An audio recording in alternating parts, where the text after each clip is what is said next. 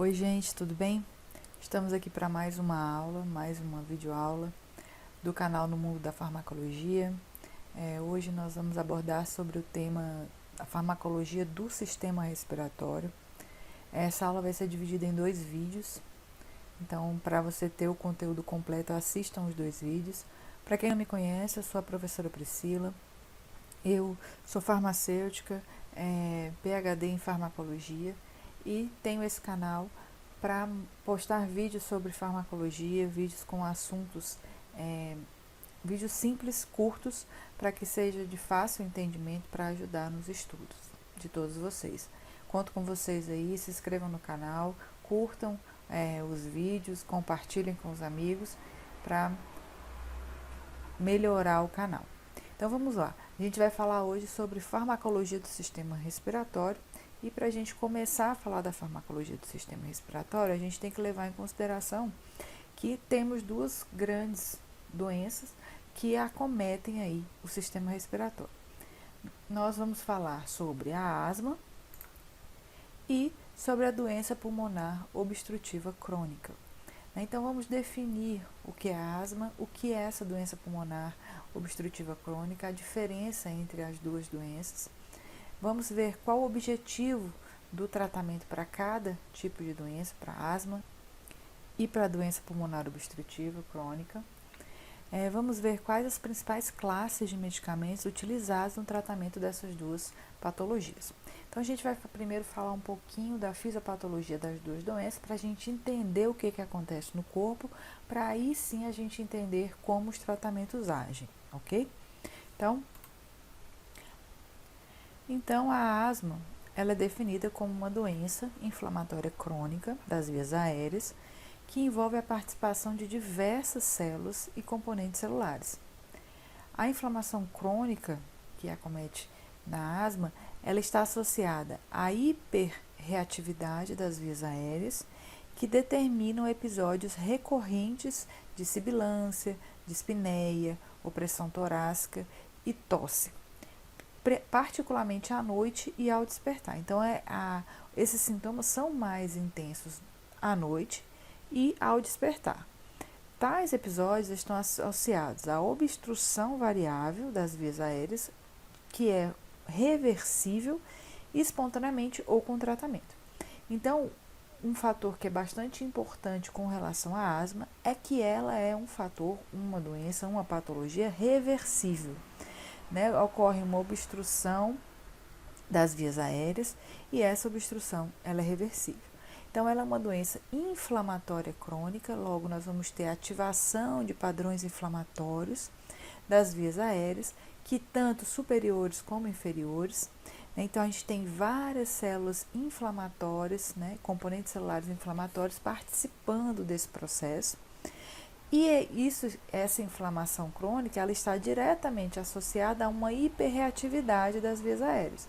Então, por causa de uma hiperreação das vias aéreas, gera-se uma inflamação que fica crônica, essa inflamação entra num processo de cronicidade, e essa inflamação crônica que leva a todos o agravamento da patologia, da asma. Lembrando que os episódios, a asma, ela é reversível. Já a doença pulmonar obstrutiva, ela é uma doença tratável e prevenível, com alguns significantes efeitos extrapulmonares que podem contribuir para a gravidade em diferentes pacientes. Então, essa já é uma doença que não é totalmente reversível, mas ela é tratável e ela pode ser prevenida. Então, os componentes, o componente pulmonar se caracteriza por uma limitação de fluxo aéreo, uma broncoconstrição, que não é totalmente reversível, diferente da asma.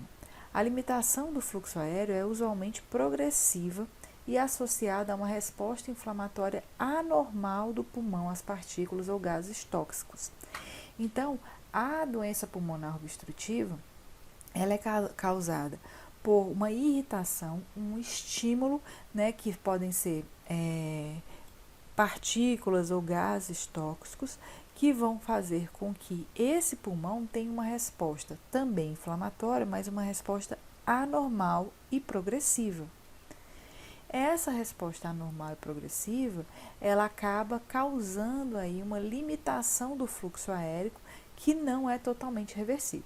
Depois, quando a gente for entender o passo a passo aí da doença em si, a gente vai entender por que ela não é reversível. Então, quais são as principais diferenças entre a asma e a doença pulmonar obstrutiva crônica? Elas têm causas distintas.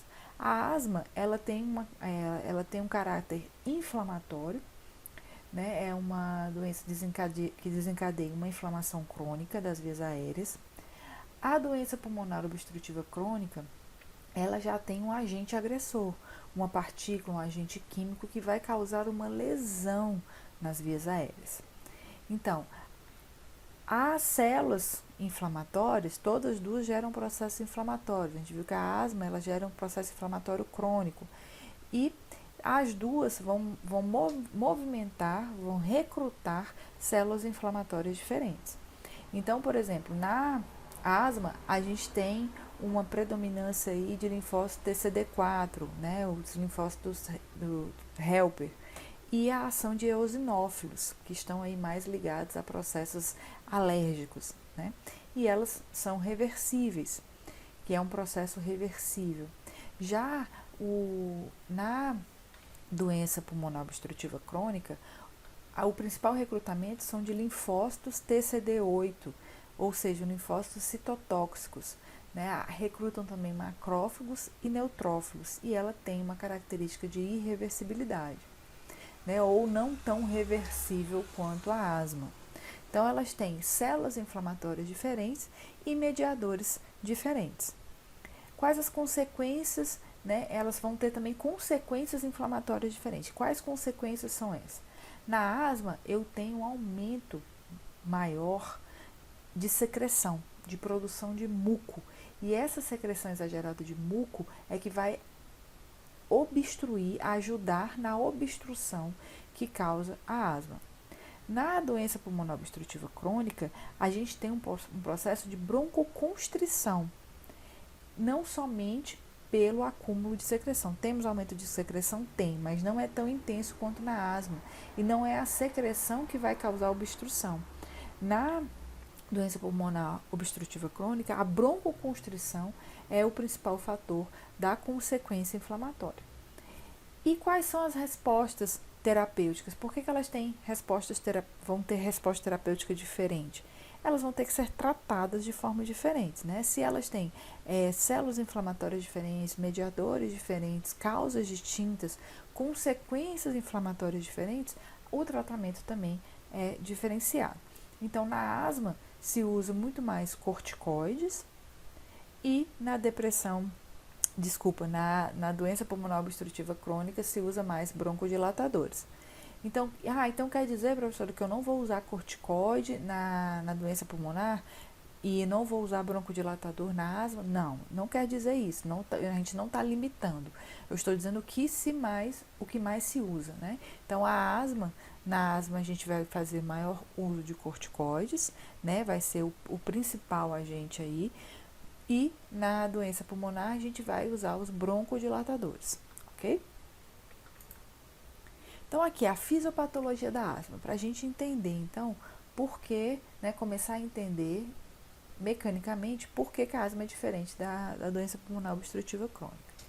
Então, no processo da asma, a gente tem um fator externo, por exemplo, um alérgeno, uma poeira, ácaro, que vai fazer com que essa pessoa tenha, né, esse alérgeno entre em contato com o nosso corpo e as células apresentadoras de antígenos, mastócitos, células dendríticas, vão reconhecer esse alérgeno e vão apresentar esses alérgenos para o nosso organismo.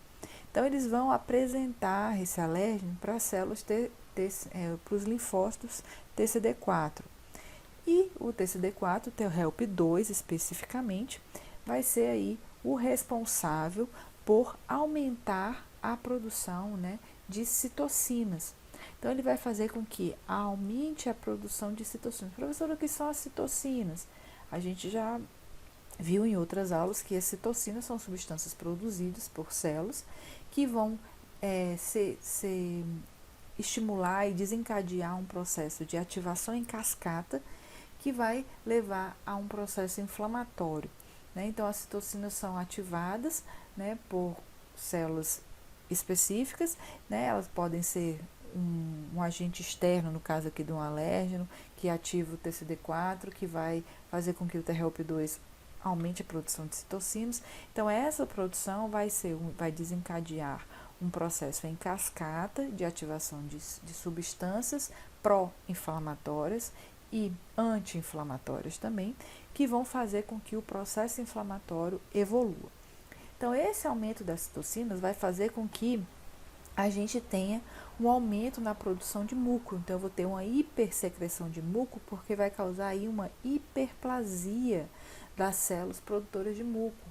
Então, eu tenho aí, por exemplo, células caliciformes, um aumento dessa célula, causando aí um aumento da produção de muco.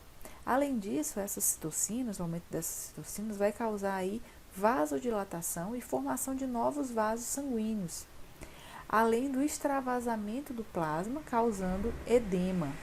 Então, eu tenho extravasamento do plasma, causando edema, eu tenho vasodilatação e formação de novos vasos, aumentando a circulação sanguínea no local. Esses novos vasos são criados exatamente para que mais sangue chegue ao local, então mais células inflamatórias, mais citocinas cheguem nesse local. E isso vai fazer com que eu aumente a minha camada de músculo, de muco. Isso faz com que eu forme um tampão mucoso. Então, por isso que eu disse que na asma, né, na fisiopatologia da asma, a obstrução ocorre também e de forma mais exacerbada pela exagerada produção de muco, né? Então, temos muita secreção. Além disso, essa produção de citocinas também vai fazer uma ativação nervosa. Essa ativação nervosa vai aqui ativar o nervo sensorial e vai permitir um reflexo colinérgico, né? Então, liberação de acetilcolina, um reflexo colinérgico que vai causar broncoconstrição, hipertrofia e hiperplasia da musculatura lisa. Essa hipertrofia e hiperplasia da musculatura lisa faz com que eu tenha um aumento das células da musculatura lisa, né? E isso vai comprimir ainda mais o espaço, a luz do sistema respiratório, né? Dos brônquios. Então, isso causa, além da broncoconstrição, né? Causa a broncoconstrição exatamente por uma hipertrofia e hiperplasia desse músculo liso, aumentando aí a broncoconstrição. Além disso, eu também tenho a ação dos miofibroblastos, que causam aí uma fibrose subepitelial.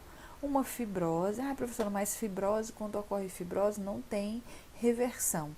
Realmente não tem reversão, mas a fibrose que causa na fisiopatologia da asma é uma fibrose de baixa intensidade, certo? Se essa fibrose fosse de alta intensidade, então crises asmáticas fariam com que a pessoa entrasse com um processo de fibrose, né, subepitelial aí no seu sistema respiratório e que seria irreversível, o que não acontece no processo da asma, ok? Então, nós temos o alérgeno entrando em contato com nossas células apresentadoras de antígeno, sendo reconhecidos por ela e apresentados aos nossos linfócitos, ao TCD4, depois o TRHOP2 mais específico, né, um linfócito TCD4 mais específico, estimula a produção de citocinas, que vai fazer com que aumente a produção de muco, vasodilatação, edema por extravasamento do plasma e aumento do tampão mucoso.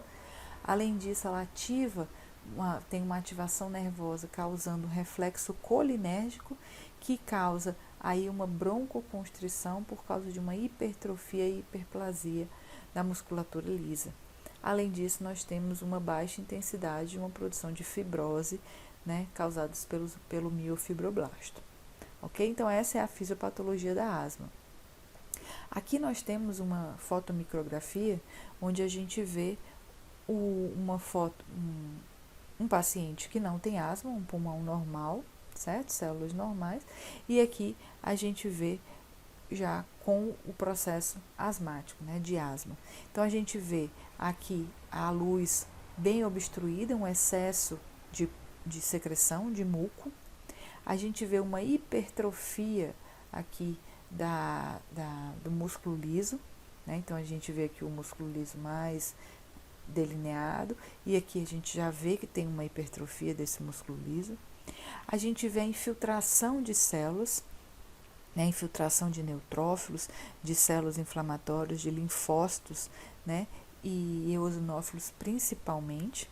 Então, isso caracterizando aí, vendo a diferença na histopatologia de um paciente asmático em comparação com um paciente normal.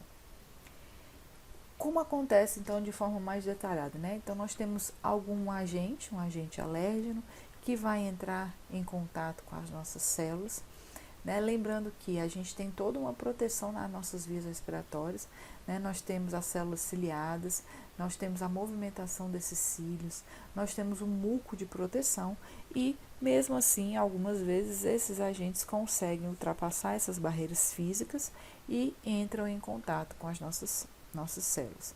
Então, uma vez que eles conseguem ultrapassar essa barreira física e entrar em contato com as nossas células, eles vão se deparar então com uma segunda tipo de defesa, né? As células apresentadoras de antígenos que vão reconhecê-los e vão apresentá-los às nossas células de defesa, os nossos linfócitos. Aí nós temos o linfócito T-help 2 que vai ativar especificamente.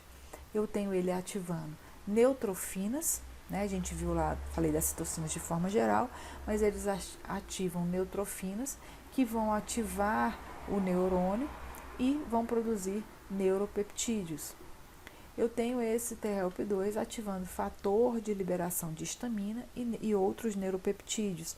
E eles ativam então os mastócitos e aumenta a produção de histamina, leucotrienos e citocinas. Ainda agindo, o T-help ativa interleucina 5, que vai ativar eosinófilos, e a interleucina ativa interleucina 4, que ativa aí os plasmócitos. Aí a gente tem esse processo, né, ativando os plasmócitos, ativando eosinófilos, ativando mastócitos e ativando os neurônios. O que vai acontecer? Esses neurônios, mastócitos e eosinófilos vão agir aumentando a reação asmática crônica, causando broncoconstrição, causando edema vasogênico, uma hipersecreção de muco, uma inflamação crônica e uma remodelagem das vias respiratórias. Além disso, eu vou ter os plasmócitos ativando IgE, e essa IgE vai aumentar a produção de histamina, leucotrienos, fator de ativação das plaquetas, causando uma reação asmática aguda, broncoconstrição, edema das vias respiratórias e produção de muco. O que a gente pode concluir por esse mecanismo de ação mais detalhado?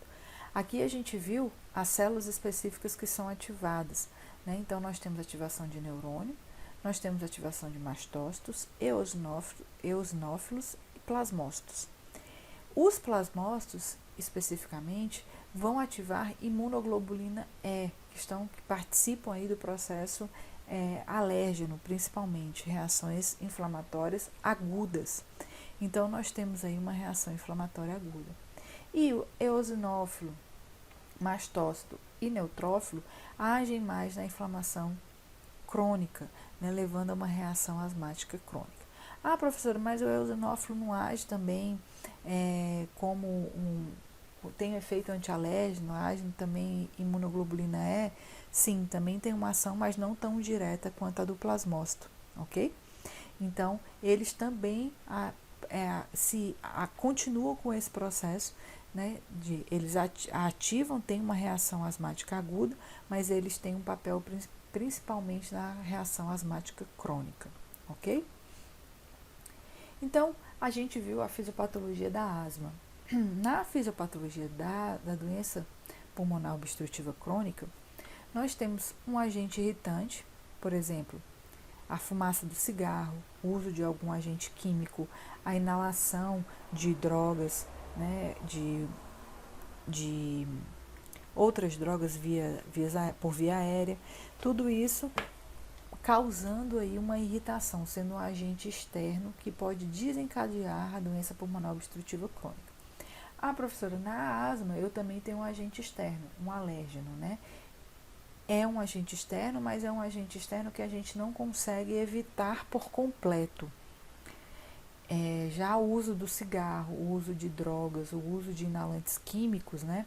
Por exemplo, cola de sapateiro, esses irritantes das nossas vias aéreas, eles são completamente, a gente tem completo domínio da não utilização, ok? Então, essas substâncias vão causar uma irritação nas nossas células epiteliais, vão ser reconhecidos pelas células epiteliais, os nossos macrófagos, que vão aí fazer o reconhecimento e a apresentação desses irritantes para os nossos fibroblastos, para os nossos linfócitos, no caso da doença pulmonar obstrutiva, os linfócitos citotóxicos, vão fazer a mesma coisa, vão ativar aí neutrófilo e monócito. Então, a gente tem os fibroblastos sendo ativados e causando aí uma fibrose das pequenas vias aéreas. Então, a gente já tem imediatamente aí uma causa de fibrose. Essa fibrose aqui, ela é mais intensa do que a que é causada na asma, certo? Por isso, um dos fatores de ser irreversível. Ativas TC1, né? Linfócito T citotóxico do tipo 1, que também causa destruição da parede alveolar, causa um enfisema pulmonar. Essa destruição da parede alveolar, essa lesão na parede alveolar, ela é irreversível. Além disso, a ativação, né, de neutrófilos, de monócitos, vai fazer com que tenha a liberação de uma quantidade grande de proteases, enzimas que quebram proteínas, que vão também agir na destruição dessa parede alveolar e também na secreção de muco. A gente já viu que a secreção de muco na doença pulmonar obstrutiva ela é menor do que na asma, né? Mas tem também uma hipersecreção de muco, só que quando comparado à asma, essa hipersecreção é menor. Então, por que a doença pulmonar obstrutiva crônica ela é irreversível? Porque eu causo uma lesão na parede alveolar, causado pelos os linfócitos T citotóxicos, pelas proteases que são ativadas por neutrófilos, principalmente, e eu também tenho uma fibrose causada pelos fibroblastos mais intensa. Isso faz com que ela tenha um padrão de irreversibilidade maior do que a asma. Quais são os tratamentos, né? Então, a gente já viu aí a fisiopatologia, a gente já viu como funciona o mecanismo para o desencadeamento da asma, da doença pulmonar obstrutiva crônica, as características, né, de cada uma especificamente, o que diferenciam as duas. Agora a gente vai entrar para os tratamentos. Quais são os tratamentos, né? A gente tem os tratamentos que vão controlar a doença e aqueles que vão aliviar os sintomas ou as crises, né? Professora, qual a diferença de controlar a doença e aliviar os sintomas? Controlar a doença, eu vou diminuir a inflamação, eu vou diminuir a tosse, eu vou diminuir a broncoconstrição. Aliviar os sintomas, eu vou aliviar momentaneamente, uma ação mais curta, certo? Então, a gente tem, controlando a doença, os corticoides inalados, os antileucotrienos, os agonistas beta-2 de ação prolongada, as xantinas, cromonas, corticoides sistêmicos, anti-imunoglobulina E, são os principais controladores da doença, entre outros, né? Os aliviadores dos sintomas. Então, eu tenho agonistas beta-2 com rápido início de ação, que vão aliviar o sintoma rapidamente.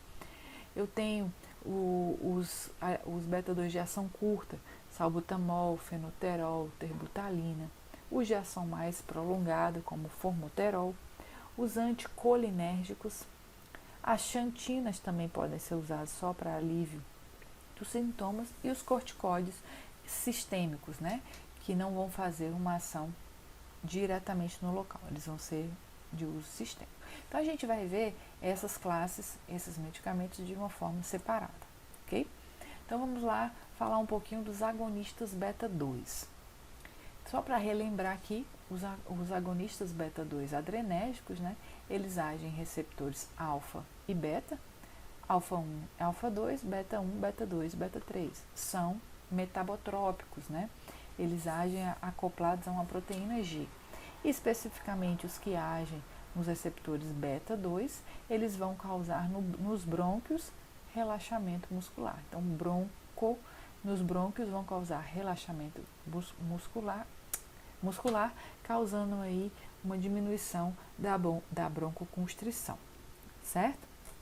Então, vamos lá. Quem são esses antagonistas beta 2 adrenérgicos? Eu tenho os de curta ação, que é o salbutamol, o fenoterol, a terbutalina, e eu tenho os de longa ação, que eu tenho o salmeterol e o formoterol. Todos eles aí agindo em receptores beta 2, diminuindo a broncoconstrição, causando relaxamento dos brônquios. Como é que eles agem, né? A mecânica dele. Esses agonistas vão agir nos receptores beta 2, receptores esses que vão ser encontrados nos nossos pulmões. Eles são acoplados a uma proteína GS, agem aí como segundo mensageiro de adenilate ciclase, ativam a AMP cíclico, que ativam a liberação de PKA. PKA vai aumentar a ativação de canais de potássio por cálcio, diminuir a atividade da via de cálcio, né, IP3, cálcio, vai aumentar a permuta de sódio com cálcio, vai aumentar sódio, cálcio. Então a gente tem aí o mecanismo de ação desses beta-agonistas. Então, uma revisão, porque isso aqui já foi visto anteriormente. Então, quais são os efeitos colaterais de fazer o uso dos beta-2 agonistas? Pode causar tremor muscular, que é um efeito direto sobre os receptores beta-2 do músculo esquelético, né? Então, é bastante comum causar os tremores musculares, principalmente periféricos. Pode causar uma taquicardia. Essa taquicardia, ela pode ser causada por uma inespecificidade, né? Então, ele acaba agindo também em receptores beta 1, ou pode ser um efeito direto sobre os receptores beta 2 atriais, né? Um efeito reflexo do aumento da vasodilatação periférica via beta 2. Então, a gente viu que os receptores beta 2 causam uma vasodilatação, né? Além do relaxamento dos brônquios, eles causam também uma vasodilatação. E essa vasodilatação pode fazer com que você tenha que, como reflexo, aumentar os batimentos cardíacos e isso causar um ataque cardíaco reflexa, certo? Ele pode causar uma hipopotassemia, um efeito do beta 2 direto sobre a captação do potássio do músculo esquelético. A gente viu que o PKA retira potássio do plasma e passa para a célula, para dentro da célula. Então, se eu tiro do plasma, eu tenho hipopotassemia, diminuição de potássio na circulação. Causa inquietação, pode causar hipoxemia, né, o aumento do desequilíbrio ventilação-perfusão causado por reversão da vasoconstrição pulmonar hipóxia. E esses são os efeitos do uso dos beta-2 agonistas. Os mais comuns a gente vê aí, taquicardia, né, a inquietação e os tremores musculares. Aí a gente entra para uma outra classe, as xantinas, né? Nós temos a teobromina, a teofilina, que são xantinas utilizadas aí como tratamento, e a cafeína aqui só como exemplo de que também é uma xantina, mas ainda não é usado como tratamento, ok? Então, as metilxantinas, elas são broncodilatadores de potência leve, ou seja, tem um mecanismo de ação de inibição da fosfodiesterase, o antagonismo do receptor de adenosina, liberação de interleucina 10, que é uma interleucina anti-inflamatória, impede a translocação do NF-κB. o NF-κB, o fator de necrose tumoral, que é um fator que é liberado inicialmente nos processos inflamatórios, naquela cascata de citocinas que eu citei. Ele é um fator primordial. Quando ela impede a translocação do NF-κB, ela meio que corta a cascata inflamatória via citocinas. Inibe a recaptação intracelular de cálcio, impede aí as trocas com potássio e com sódio. E os níveis, né, tem que ter uma monitorização dos níveis sanguíneos durante o uso das metilxantinas, né? Então, ela é um broncodilatador de potência leve.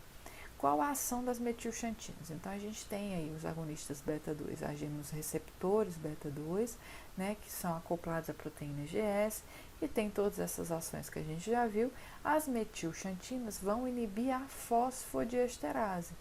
Quem é a fosfodiesterase? A fosfodiesterase é a enzima que transforma aí AMP cíclico em 5' AMP cíclico, né? Então, se eu quebro essa via de transformação do AMP cíclico, eu não tenho ativação do pKa. Se eu não tenho a ativação de proteína quinase A, eu não tenho, então, as ações esperadas pelos beta-2. Então, eu vou inibir, as metilxantinas vão bloquear, né, a fosfodiesterase, impedindo aí a ação da proteína quinase A. O mecanismo dessas metilxantinas, elas têm uma ação no sistema inflamatório, né? Por que elas têm uma ação no sistema inflamatório? Então, elas vão agir em células inflamatórias, no eosinófilos, diminuindo o número dessas células, aumenta a apoptose. Nos linfócitos, elas diminuem o tráfego de citocinas. Nos mastócitos, ela vai diminuir esses mediadores. E nos macrófagos, impedindo aí a liberação de citocinas. Na via estrutural, a gente tem as teofilinas agindo como broncodilatação na musculatura lisa das vias respiratórias. Ela diminui o extravasamento de líquido, ou seja, diminui o edema nas células endoteliais, e ainda ajuda na musculatura esquelética, um reforço na musculatura esquelética para que ela não tenha aquela hipertrofia e hiperplasia. Okay? Então, a ação dela é tanto nas células estruturais como nas células inflamatórias. A ação delas nas células inflamatórias se deve também especialmente à inibição lá do NF-κB e ativação de IL-10. Né? Então, IL-10, interleucina 10, é uma interleucina anti-inflamatória, né, que vai diminuir aí a presença de citocinas e mediadores inflamatórios. E o NF-κB ela inibindo a translocação do NF-κB, ela também impede a ativação de outras citocinas e outros mediadores inflamatórios. Ok? Vamos passar para frente. Então, qual o efeito colateral dessas xantinas? Né? A gente está usando a teofilina como exemplo dessas xantinas. O efeito colateral, por inibição da fosfodiesterase, por ela não ser específica de uma fosfodiesterase, ela inibe outras fosfodiesterases. Então, por inibição da fosfodiesterase 4, eu vou ter aí, vai causar náuseas, vômitos, cefaleias, desconforto gástrico. Por inibição da fosfodiesterase 3, ela vai causar aí arritmias cardíacas. Ela também tem um antagonismo do receptor de adenosina 1, causando diurese e também causando crises epiléticas, né, por causa desse antagonismo do receptor de adenosina 1. Então, esses são os efeitos das xantinas. Aí a gente entra para mais uma classe. Então, a gente já falou dos beta-2, dos agonistas beta-2, das xantinas, e agora a gente vai falar dos anticolinérgicos. Os anticolinérgicos, né, eles vão inibir aí a ação da acetilcolina, né? Então, eu tenho o brometo de ipratrópio, que é o mais conhecido como atrovente, que é utilizado de forma inalada. Ele pode ter algum efeito ativo aos receptores beta-2 na crise asmática grave, sua eficácia no tratamento a longo prazo não está demonstrada. Então, ele é mais para ser usado a curto prazo para diminuir os sintomas naquele momento, né? Causando aí um broncoespasmo, né? Causando um broncoespasmo.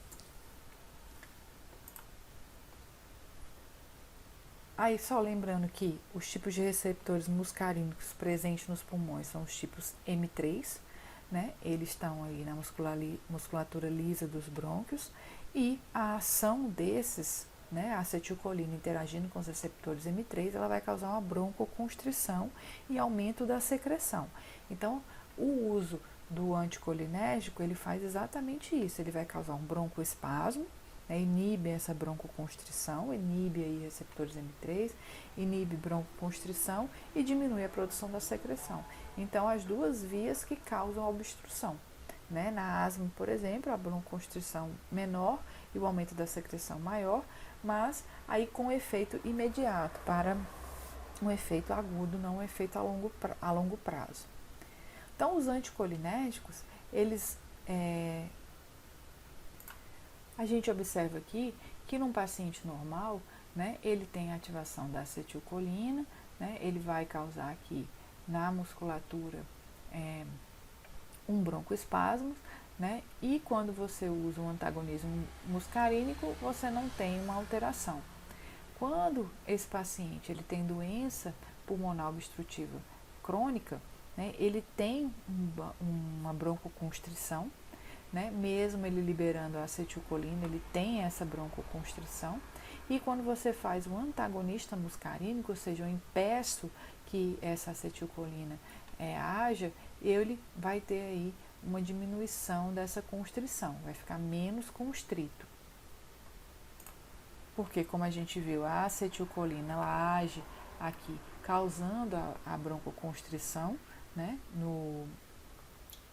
A broncoconstrição nos brônquios, né? E você não tem você não vai ter aí a ação da acetilcolina quando você usa um antagonista, certo? Numa pessoa normal, mesmo com a ação da acetilcolina sendo liberada normalmente, né? Essa broncoconstrição, por que a gente não tem uma broncoconstrição? Porque está em equilíbrio, né? Tanto eu estou liberando a acetilcolina como eu estou liberando a adrenalina, então o pulmão aí não vai estar com broncoconstrição. Quando o paciente tem uma doença pulmonar obstrutiva, a ação da acetilcolina exacerba, né? Vai exagerar aí o efeito da broncoconstrição, da acetilcolina que é liberado normalmente pelo nosso tônus vagal. Então, ele vai causar uma broncoconstrição ainda maior. Então, quando eu inibo essa acetilcolina, a ação dessa acetilcolina, eu melhoro, não da forma como eu gostaria, mas a gente melhora aí a broncoconstrição. Por isso que é para um uso imediato, vai aliviar o sintoma, mas não vai resolver, certo? Então, quais os efeitos adversos do uso desses anticolinérgicos? Se você faz um uso em pequena frequência, ele tem baixa absorção sistêmica, né? Então, ele pode precipitar um glaucoma, que a gente já viu nas aulas de acetilcolina, que o sistema parasimpático ele age aí, retirando o líquido que nós temos no olho, e quando esse líquido ele fica retido, ele aumenta a pressão do globo ocular. Né? Se eu estou inibindo a acetilcolina, eu não tenho a retirada desse líquido. Né? Pode causar boca seca e pode causar retenção urinária, principalmente em pacientes idosos. Aí a gente vai para o uso dos corticóides, mais uma classe, né? Os corticóides, como eles podem ser utilizados. Então, os corticóides, vamos nos deter aos corticóides inalatórios, né? No uso aí para asma. Então, eles vão diminuir a inflamação das vias aéreas, vão diminuir a resposta, né, a hiperresponsividade das vias aéreas, vai melhorar os sintomas, né, diminuir que eles sejam exagerados, aumentar a função pulmonar, diminuir a mortalidade, as hospitalizações, melhorar a qualidade de vida do paciente. Quem são esses corticoides que são utilizados? A gente tem a hidrocortisona, a beclometasona, budesonida, a triacinolona, flunisolida e a fluticasona. São os principais corticoides utilizados. Então aqui a gente consegue ver o mecanismo de ação desses corticoides, né? Primeiramente, vamos entender aqui que a gente tem um estímulo inflamatório, que vai fazer com que eu ative o NF-κB, né, um fator de transcrição nuclear. Esse fator de transcrição nuclear ele vai causar a acetilação de histonas, que vai aumentar a transcrição gênica. Quando a gente faz o uso de um corticoide, então esse corticoide vai aqui, ele vai ser absorvido, ele tem uma característica de lipossolubilidade muito grande, ele é absorvido, ele interage com receptores citoplasmáticos, e esse complexo do receptor com o corticosteroide, ele vai entrar no núcleo e vai impedir, né, bloquear a acetilação dessas histonas, além de promover uma desacetilação. Então, eu tenho aí uma diminuição da transcrição de genes. E que transcrição de genes são essas, né? Com a ativação do NF-κB, eu tenho um aumento da transcrição de genes de citocinas pró-inflamatórios. Então, mais IL-1β, mais TNF-alfa, mais IL-6 e IL-8, mais citocinas inflamatórias vão sendo produzidas. Quimiocinas, moléculas de adesões, receptores inflamatórios e outras enzimas e proteínas. Quando o corticoide entra no núcleo e bloqueia essa acetilação, eu bloqueio essa transcrição gênica, o aumento dessa transcrição gênica. E, paralelamente, ele ainda faz uma regressão do gene, porque ele causa uma desacetilação. E isso a gente consegue observar que eles, então, vão causar ações, né, efeitos nas células inflamatórias, por exemplo, reduzindo o número de eosinófilos, porque aumenta a apoptose, reduzindo aí a liberação de citocinas, reduzindo o número de mastócitos, né, diminuindo as citocinas, como eu já falei, reduzindo o número de macrófagos e de células dendríticas, além das suas ações estruturais, né? Ele tem uma ação nas células epiteliais que vão fazer também com que diminua os mediadores, diminua as citocinas, diminui o extravasamento das células endoteliais, diminuindo o edema, né? Aumentam receptores beta-2 e diminui citocinas no músculo liso da via respiratória e diminui a secreção nas glândulas de mucosa, né? Fazendo com que você tenha uma diminuição aí daquela camada de muco que causa um processo obstrutivo também, ok? Então, quais são os efeitos colaterais do uso desses corticoides inalatórios? Né? Os efeitos locais são disfonia, candidíase orofaríngea e tosse. Os efeitos sistêmicos, eu posso ter supressão e insuficiência das suprarrenais, com uso aí a longo prazo, né? Usa-se há mais de 6 meses, supressão do crescimento, hematomas, osteoporose, catarata, glaucoma, anormalidades metabólicas, glicose, insulina, triglicerídeos, distúrbios psiquiátricos como euforia e depressão e pneumonia. Esses sintomas aqui, né, até anormalidades metabólicas, todos eles estão diretamente ligados a uma insuficiência das suprarrenais. Aí a gente entra para mais uma classe de medicamentos utilizados aí para asma e doença pulmonar. A gente tem os antileucotrienos, que eles melhoram a função pulmonar, diminuem os sintomas e as necessidades de beta-2. Seu papel no tratamento da asma não está bem esclarecido, né? Não está bem estabelecido. Ele é a primeira linha em asma leve e moderado, em vez de corticoides inalados a baixas doses. Diminui as doses dos corticoides inalados, então ele pode ser utilizado para fazer o desmame aí dos corticoides inalados. Pacientes com falha no cumprimento da medicação inalada também fazem uso dos antileucotrienos.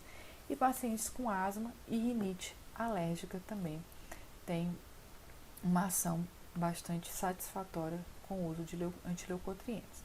Então, como é a ação, né? Eu tenho fatores que vão estimular aqui, por exemplo, a asma, o desencadeamento da asma. O ar condicionado, o ar frio, um alérgeno, a prática de exercício físico intenso. Isso vai fazer com que a gente ative lá os mastócitos e eosinófilos, nossas células ativem as células de reconhecimento, que vão apresentar esses antígenos. A gente vai ter a ativação de ácido araquidônico e liberação de leucotrienos. Essa liberação de leucotrienos vai fazer com que eu tenha uma exudação plasmática, né, o extravasamento aqui de líquido plasmático, causando edema, secreção, aumento de secreção na mucosa, broncoconstrição e recrutamento de eosinófilos. Eosinófilos que vão causar aí a liberação de imunoglobulina E, que aí vai causar outros processos inflamatórios. Quando a gente faz o uso dos antagonistas de leucotrienos, né, como o uso dos antagonistas de leucotrienos, a gente inibe esses leucotrienos. Então, eu inibo que eles interajam com seus receptores, logo eu inibo essas ações, ok? Então, a gente vai inibir a exudação plasmática, a secreção na mucosa, broncoconstrição e recrutamento de mais eosinófilos. Então, resumindo aqui os tratamentos, né? Vamos resumir o que a gente viu. Existem duas formas de você tratar, ou aumentando o broncoespasmo, a broncodilatação, ou diminuindo a broncoconstrição. Para a gente aumentar a broncodilatação, eu posso fazer o uso de um beta-agonista, um agonista beta-2, que ele vai fazer com que eu tenha um aumento da dilatação. Eu posso fazer o uso de xantinas, que vai inibir fosfodiesterase e fazer também com que eu tenha uma broncodilatação.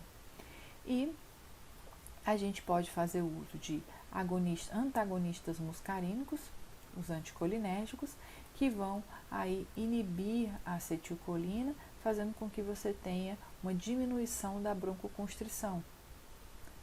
E você pode fazer o uso ainda das xantinas para também ter uma diminuição, né, agindo aí nos receptores de adenosina 1, também tendo uma diminuição da broncoconstrição, certo?